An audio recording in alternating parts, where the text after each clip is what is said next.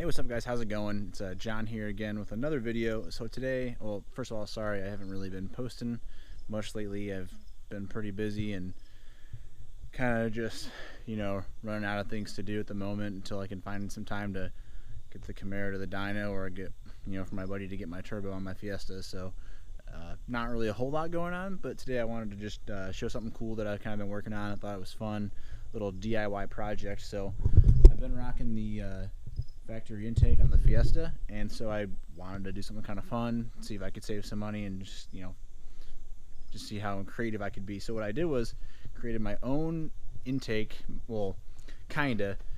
So I wanted to do something kind of like how a lot of the aftermarket intakes are, where they sit right down in this corner, so like right down in here, but didn't really feel like spending 200 plus bucks. Now in the end I probably didn't end up saving that much money, but maybe a little bit, I suppose. Probably about $50 to $70, I don't know. I guess it depends on what you're comparing the intake to. But here is the airbox that I made. So a lot of the cuts aren't pretty, they need sanded and cleaned up a little bit. But I actually just heat bent a piece of ABS plastic, like a sheet of ABS. This is 1/16, so it's a little flimsy. I might redo it with 1/8 inch, but I backed the back of it with reflective heat tape. Didn't do a very good job in spots, but whatever. You're never gonna see it anyway. And then I actually designed and printed out my own airbox mounts. These are very similar to the ones that are on the factory box, which is right here.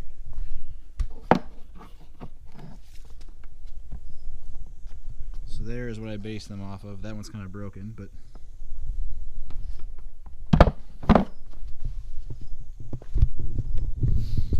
so yeah, I was pretty stoked with how that all came out. The prints came out pretty decent. They're made of PETG, so it's similar to ABS in heat resistance, but not quite as strong. It's a little more flimsy, although those are pretty solid because they're 80%, I think, infill. But yeah, so I cut this. Well, I cut it first. I actually used a piece of cardboard and kind of mocked up a shape that I wanted. And then this is my second attempt.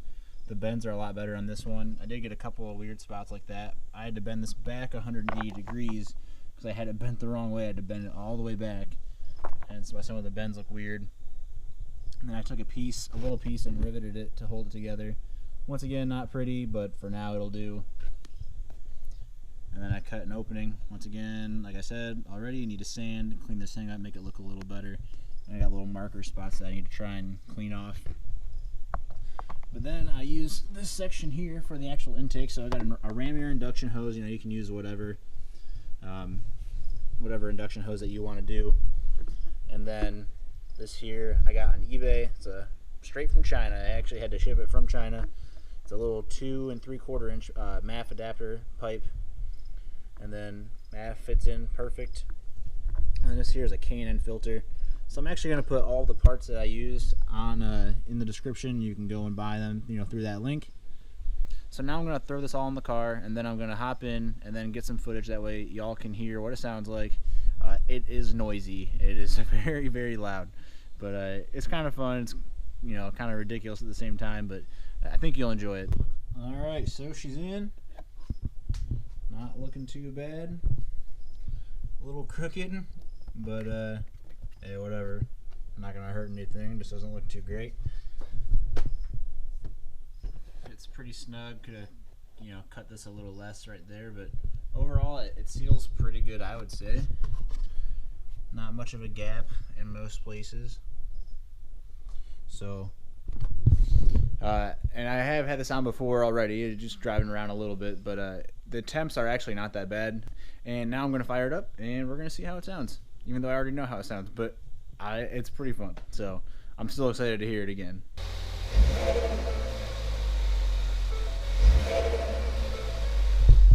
Just like the little bit of flutter sounds awesome.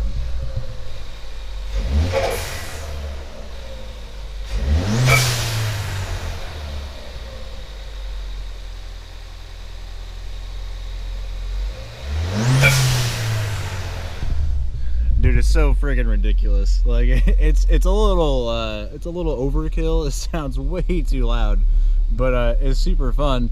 So I'm gonna rock it for a while. If I don't like it, you know, if it's too noisy, then maybe I'll go back to the factory intake. But with the S242, you know, with my big turbo that I'm putting on, it should sound way different and way more of like a traditional kind of turbo spooling sound, which will sound way better in my opinion, because you know, these factory turbos and also the aftermarket hybrids that use like factory style housings, they don't make like a whistle. The S242 is going to sound a lot like the S280, at least it should, because it's very much the same turbo, and I think it'll sound really cool with this intake. So I'm going to rock it for a while. I think it's pretty fun. We're going to go for a drive and see how it sounds in the car. But yeah, I mean, on the butt dyno, because I've driven around with it a little bit, there's not much of a difference. There's not a difference, but that's not really the reason why I did it. I think it'll help with the aftermarket turbo though. You know, everyone recommends doing an aftermarket intake, but I didn't really want to spend that much money.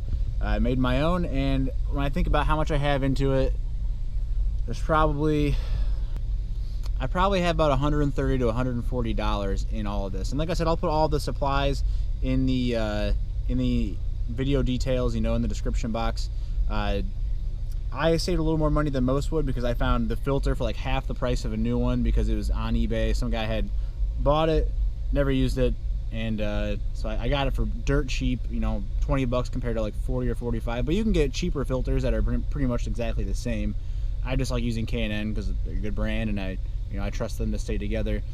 And I got the ram air induction hose. It was pretty cheap on eBay. It was more expensive anywhere else.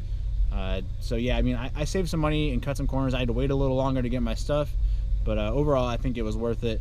And anyway, enough blabbering. We're gonna go hit the road, take it for a drive, see how she sounds on the road. Okay, so we're about to hit the road. I don't really know if it'll be that audible through the you know, with all the windows up and everything, but here we go. So cruising along. There's definitely some more noticeable hissing from the turbo. I can't really tell for sure right now if it's getting picked up on the mic. I'm gonna put the windows down and see if we can't get a little better noise. But you heard it when I was revving in the garage, and it's definitely loud. Okay, so I'm recording this after the fact. Windsock, whatever you want to call it, on the mic did not do a very good job, so I'm gonna try and get some sound clips right now.